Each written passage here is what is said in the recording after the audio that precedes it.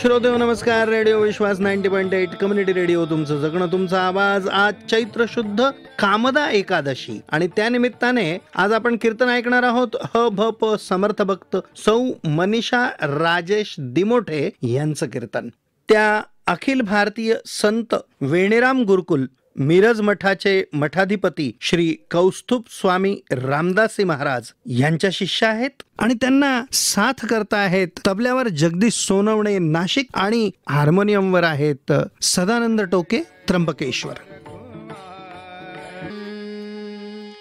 श्रीमन् महागणाधिपतये नमः. श्री सरस्वते नमः. श्री गुरवे नमः. रामा हो जय रामा. रामा रामा हो जय रामा. रामा पतित पावना पूर्ण कामा.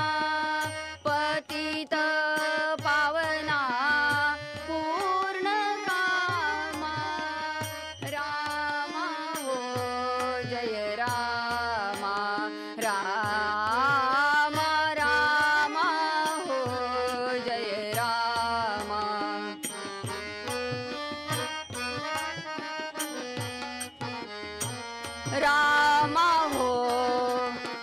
रामा हो जय रामा.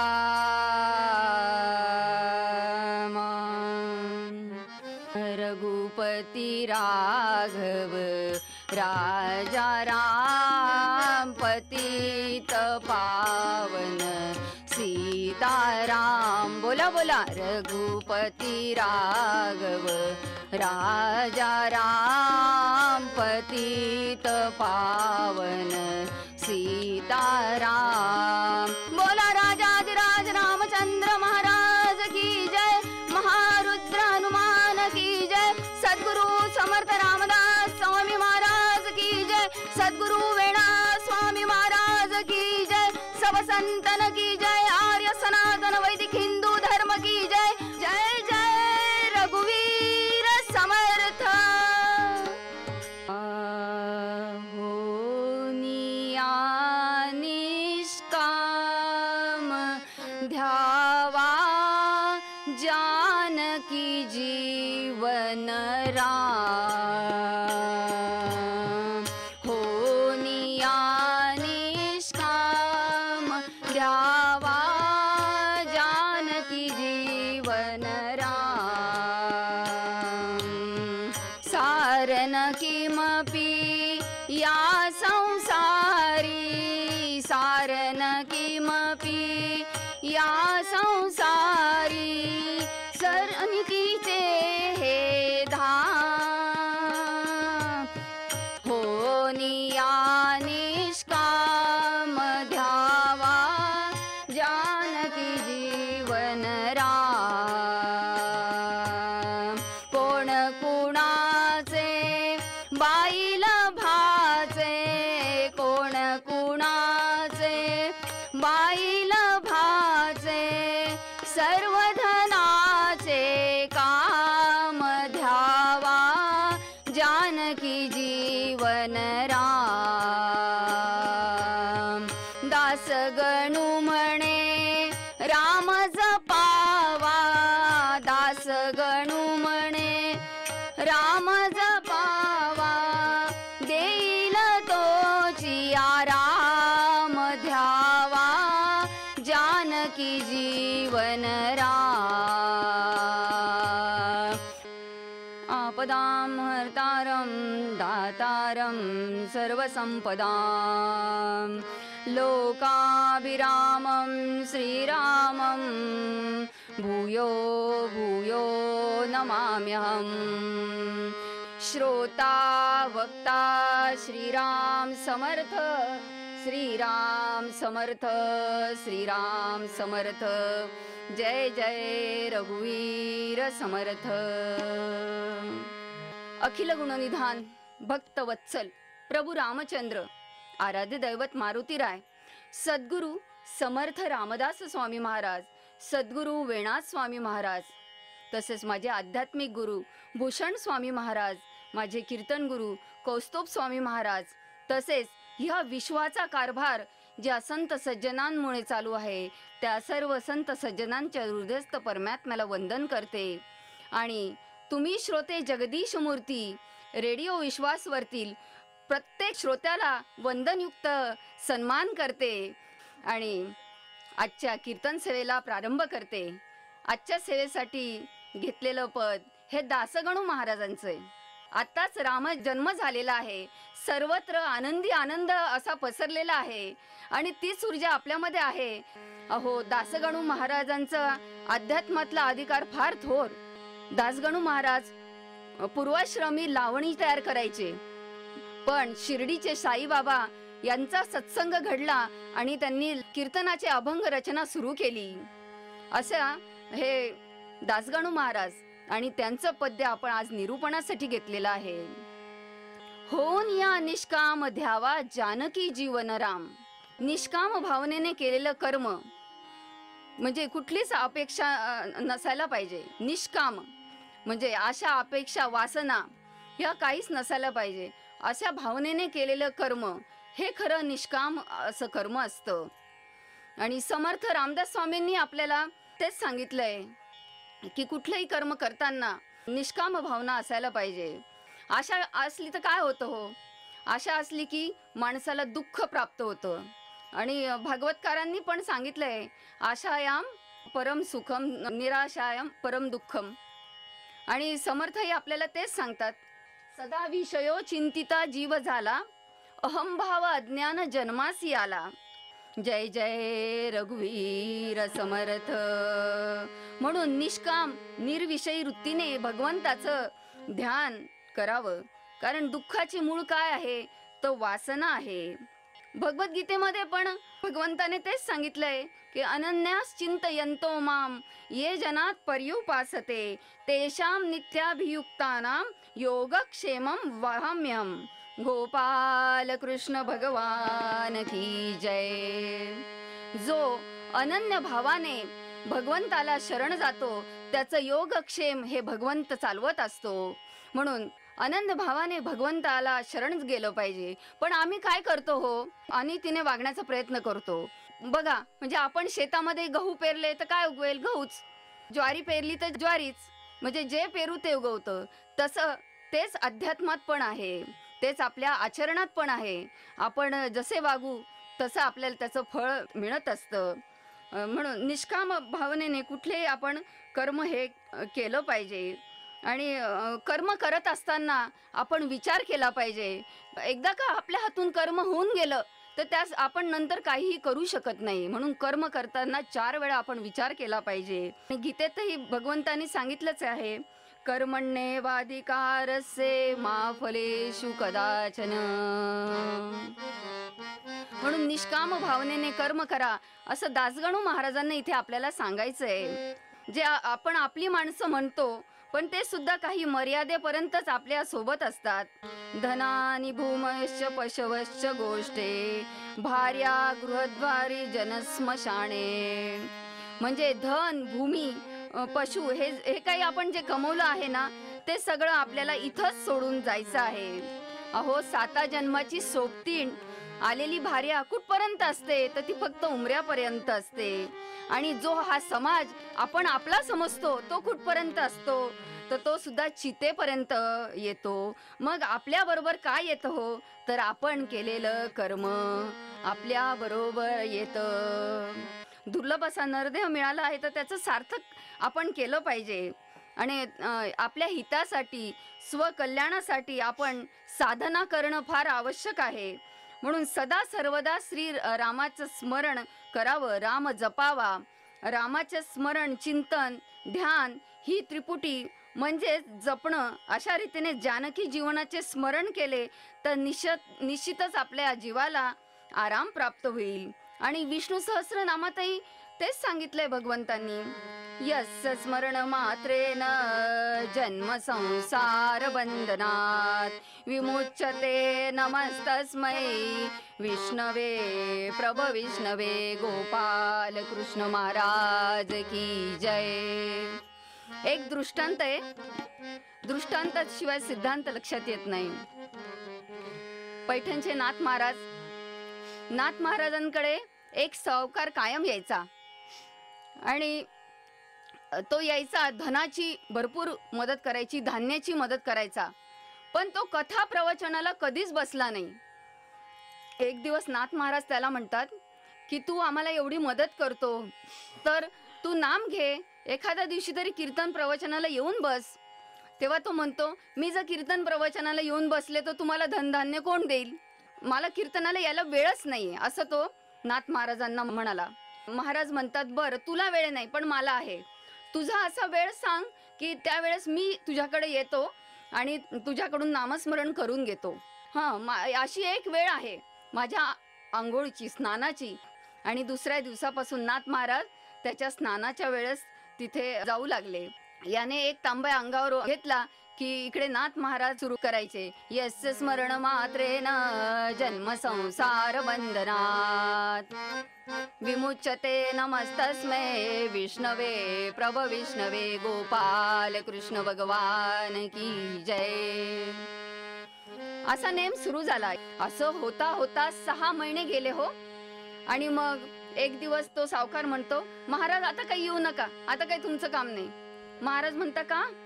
अहो आता देहाला इतकी सवय लागली आहे की एक तांब्या अंगावर ओतला की आपोआपच तोंडातून बाहेर पडतं की यस्य स्मरण मात्रेन जन्म संसार बंधनात.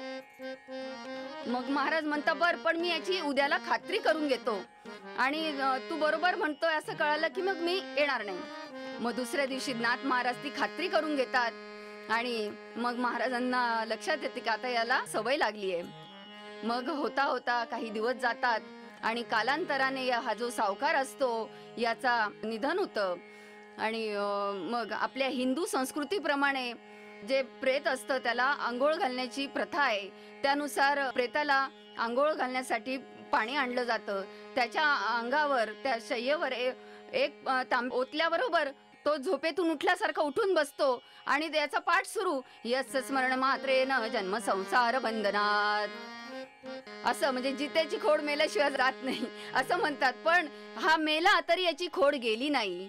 म्हणजे आपल्या देहाला जी सवय लागली आहे ना, नामस्मरणाची जी आपण सवय लावतो ती अखेरपर्यंत, आपल्या मृत्यूपर्यंत ती आपल्या सोबत राहते आणि अखेर आपल्याला मोक्षपदाची प्राप्ती होते. म्हणून दासगणू महाराजांना पूर्वपद्यात आपल्याला हेच सांगायचंय,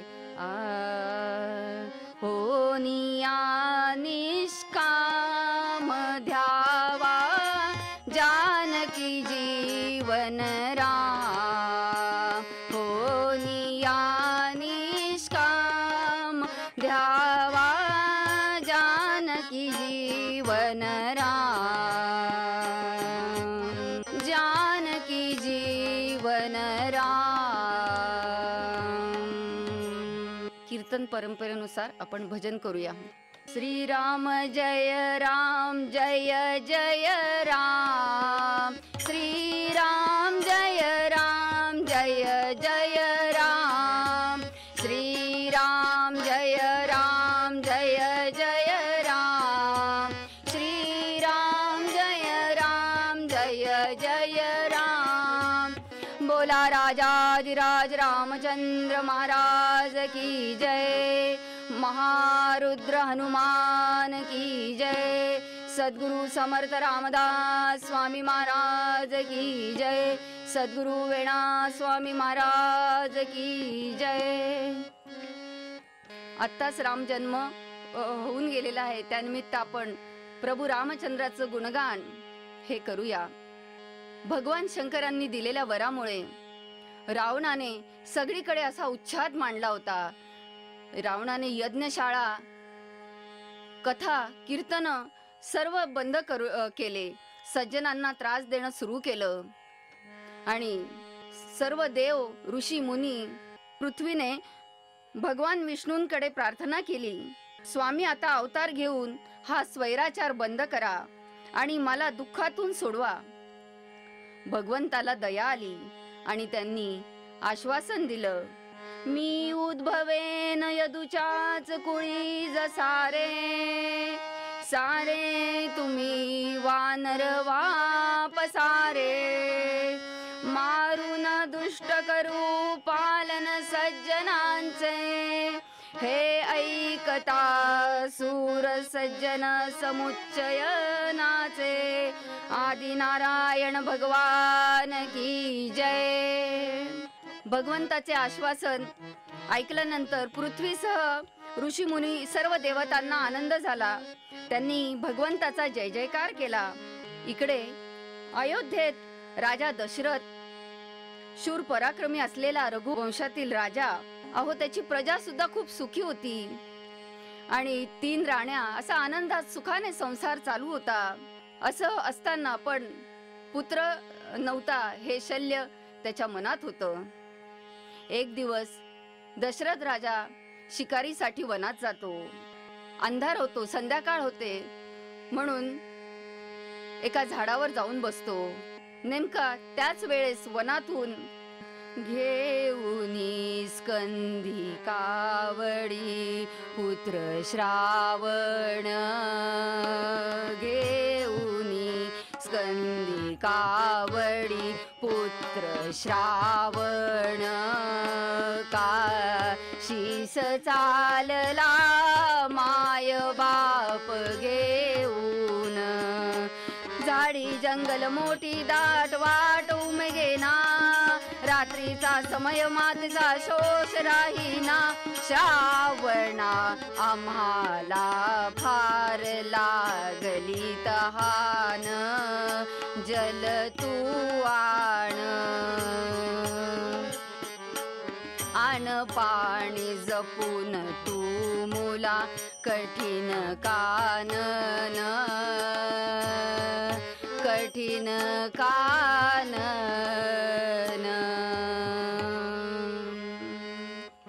हा श्रावण मोठा पितृभक्त होता हो. आई वडील थकलेले आहेत म्हणून स्वतः कावड तयार करून 2 पारडे बांधले. त्यामध्ये दोघांना व्यवस्थित बसवून कावड खांद्यावर घेऊन प्रवासात निघाला. आईला तहान लागली, रात्र झालेली, उतार वयात सोशिकपणा कमी होतो हो. म्हणून आई श्रावणाला म्हणाली, बाळा खूप शोष पडलाय रे, आता जर पाणी प्यायलं नाही तर बहुतेक आमची काशी इथेच होईल, कुठून तरी पाणी आण रे बाबा. आईची इच्छा पूर्ण करण्यासाठी श्रावण पाणी शोधण्यासाठी निघाला. हातात झारी घेतलेली, जवळच कुठेतरी पाण्याचा खळखळ आवाज ऐकू आला. म्हणून त्या अनुरोधाने पाणी हुडकत हुडकत श्रावण नेमका जलाशयाजवळ आला. त्याने जलाशयात झारी बुडवली. बूड बूड ध्वनी झारीचा श्रवणी ऐकुनी, प्रेरियला दशरथे की बाण तक्षणी, बूड बूड ध्वनी झारीचा श्रवणी ऐकुनी, ज्या बाणे श्रावण तो विवळ झाला, ज्या बाणे श्रावण तो विवळ झाला, राम राम म्हणून भूसी लोळू लागला, राम राम म्हणून भूसी लोळू लागला. झारीचा बुडबुड ध्वनी कानी पडताच एखादं श्वापद पाणी प्यायला आलं असेल या कल्पनेने दशरथाने बाण सोडला आणि अहो तो नेमका श्रावणाला लागला आणि हाय राम म्हणून श्रावण किंचाळला आणि तिथेच कोसळला. हाय राम हे माणसाचे शब्द ऐकायला राजा घाबरला आणि झाडावरून खाली उतरून आवाजाच्या दिशेने गेला. पाहतो तर काय, श्रावणाला बाण लागलाय, तो तडफडतो आहे. त्याच्या अंगाला हात लावलाय. श्रावणाने दशरथाकडून पाहून विचारलं, आपण कोण, कुठून आलात असं विचारलं. मी राजा दशरथ, माझाच बाण आता तुला लागला आहे. त्यावर श्रावण आनंदाने म्हणाला, आनंदाची गोष्ट आहे की तुझ्यासारखा सदाचारी राजाच्या हातून मला मृत्यू येणार. पण राजा, माझं एक काम करशील? माझे अंध माता पिता तिकडे कावडीमध्ये झाडाखाली बसलेले आहे. आईला खूप शोष पडलाय हो. त्याला तुम्ही झारीमध्ये पाणी घेऊन द्याल का? आणि हो, माझ्या मृत्यूची वार्ता त्यांना सांगू नका, नाही तर ते पाणी प्यायच्या आधीच. असं म्हणतो तो श्रावण तिथेच गतप्राण होतो. मग दशरथ राजा पाण्याची झारी घेऊन निघालाय. आवाजाचा रोधाने निघतोय. इकडे श्रावण बाळाची आई बाळा श्रावणा, बाळा श्रावणा असं म्हणत असते. आणि मग त्या आवाजाच्या रोधाने दशरथ राजा ती पाण्याची झारी घेऊन येतो आणि बघतो तर श्रावणाचे आई वडील बसलेले झाडाच्या खाली कावडीमध्ये आणि झारी ठेवतो, काहीच म्हणत नाही. श्रावणाची आई म्हणते की बाळा, खूप दूर जावं लागलं का तुला? तेव्हा दशरथ राजा फक्त हुंकार देतात, फक्त हू म्हणतात. तेव्हा पुढे श्रावणाची आई म्हणते, बाळा, खूप काटीकुटी होती का रस्त्यात? तेव्हाही दशरथ राजा काहीच बोलत नाही. पुढे आई विचारते, खूप काळोख होत का बाळा? त्यावरही काहीच म्हणत नाही. तेव्हा श्रावण बाळाची आई म्हणते, श्रावणा, तू जर बोलला नाहीस तर आम्ही पाणी पिणार नाही. मग असं म्हटल्यानंतर नाईलाजाने माता दशरथ राजाला सांगावं लागतं की मला माफ करा, पण आत्ताच माझा बाण तुमच्या मुलाला लागला आणि तो गतप्राण झाला. असं ऐकल्याबरोबर श्रावणाची आई मोठ्याने किंचाळते, अरे रामा, हे काय घडलं? अरे पाप्या, हे काय केलंस तू? श्रावणाची आई ओक्साबोक्सी रडू लागते. ती पाण्याची झारी असते ती हाताने ढकलून देते आणि म्हणते की ज्याप्रमाणे आम्ही पुत्र शोकाने विव्हळतोय, त्याप्रमाणे तू सुद्धा पुत्र शोकाने मरशील, असा तुला शाप आहे. असं म्हणून आई वडील दोघंही तिथल्या तिथे गतप्राण होतात. आणि राजा दशरथ त्या दोघांचेही अग्निसंस्कार करतो आणि वशिष्ठ ऋषींकडे येतो आणि सगळी घडलेली घटना त्यांना सांगतात. वशिष्ठ ऋषी त्यांना म्हणतात की तुला शाप मिळाला आहे ना, पण याचा उशाप पण आहे की तुला पुत्र होतील. मग यासाठी तुला पुत्रकामेष्टी यज्ञ करावा लागेल, तुला पुत्र होतील. वशिष्ठांनी आज्ञा दिल्याप्रमाणे पुत्रकामेष्टी यज्ञाची तयारी सुरू होते. पण या यज्ञासाठी योग्य असा ब्राह्मण म्हणून ऋष्यशृंगशींना बोलवण्यात येतं आणि या पुत्रकामेष्टी यज्ञाला सुरुवात होते. वैदिक मंत्रांच्या घोषामध्ये यज्ञात आहुती पडत असताना त्या यज्ञातून तेजस्वी महापुरुष प्रगट झाले. दशरथा घे पायसदान, पायसदान, दशरथा घे पायसदान, पायसदान, तुझ्या यज्ञी मी प्रगट झालो, तुझ्या यज्ञी मी प्रगट झालो, हा माझा सन्मान. दशरथा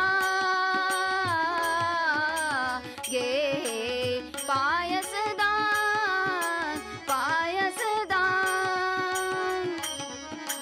पायसदान, पायसदान. त्या तपस्वी यज्ञपुरुषाने एक सुवर्ण थाळी दिली आणि राजा दशरथाला सांगितलं की या पायसाच्या सेवनाने तुझ्या तिन्ही राण्याही गर्भवती होतील आणि त्यांना पुत्रप्राप्ती होईल. त्याप्रमाणे दशरथाने पायसाचा पहिला भाग कौशल्येला, दुसरा भाग सुमित्रेला आणि तिसरा भाग कैकेयीला दिला. प्रसादाची फळं तिघींच्या मुखावर काही दिवसातच दिसू लागली. तिघीही गर्भवती झाल्या. 9 महिने पूर्ण झाले. चैत्र मास शुद्ध नवमीला माध्यांनी सूर्य डोक्यावर असताना रघुवंशात कौसल्याच्या उदरी प्रभू रामचंद्र अवतीर्ण झाले आणि सुमित्रेच्या पोटी शत्रुघ्न आणि लक्ष्मण जन्माला आले आणि कैकेयीच्या उदरी भरत आनंद झाला. दशरथ राजाने पुत्र उत्सवाचा आरंभ सुरू केला. सुवासिनींनी मंगल गायन सुरू केलं.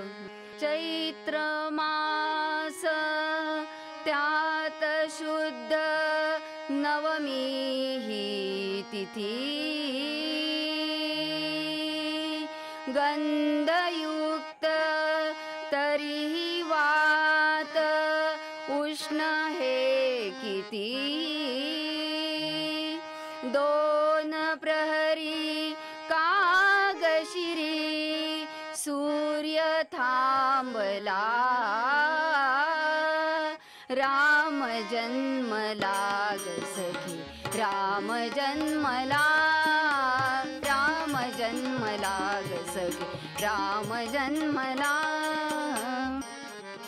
असे हे प्रभू रामचंद्र हे अवतीर्ण झाले आणि सगळीकडे आनंद झाला. दासगणू महाराज आपल्याला पूर्वपद्यात हेच सांगताय की प्रभू रामचंद्राचं गुणगान जर करायचं असेल तर आपण कसं असायला पाहिजे. हो निया निष्काम ध्यावा जानकी जीवन राम. झालेली कीर्तन सेवा ही प्रभू रामचंद्रांच्या चरणी अर्पण करते. झाले कीर्तन शेवट गोड करा मनी धरा श्री जानकीच्या वरा. कीर्तन रंगी वाजवा कर टाळी नाम घोषे पातका होय होळी. तेथून कल्याण साम्राज्य सुख रासी अवघे उठा ओवाळा राघोबासी.